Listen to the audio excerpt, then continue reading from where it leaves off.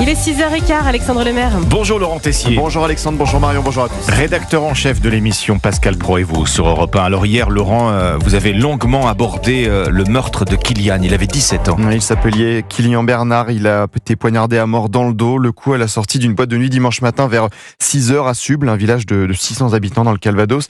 Et il s'est pris, vous l'avez dit, un coup de couteau par un autre individu sur le parking après une bagarre. Couteau récupéré dans la voiture.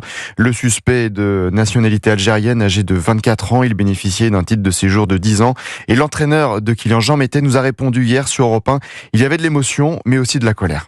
Il avait l'avenir devant lui, c'était un espoir du club. C'était un garçon très timide, très introverti. Il était avec un ami boxeur à lui et c'est la première fois qu'ils allaient dans cette boîte de nuit. Vous voyez comme quoi le destin peut être cruel. C'était pas un voyou, c'était un brave petit bonhomme. Faut arrêter cette violence gratuite.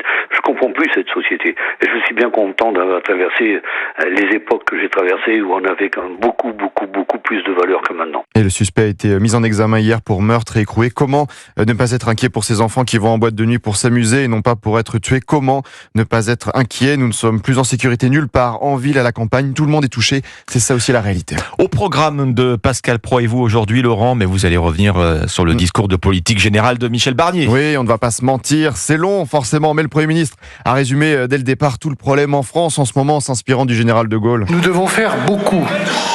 Et si nous n'arrivons pas à faire beaucoup dans tous les domaines, nous devons faire bien.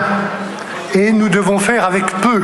Il a énuméré une longue liste, réduction des dépenses, diminuer la dette. Bon ça, tous les premiers ministres en parlent. Tiens, le socialiste Jean-Marc Ayrault, lors de son discours de politique générale en 2012. Depuis 2007, la dette publique a augmenté de 600 milliards d'euros. 600 milliards d'euros.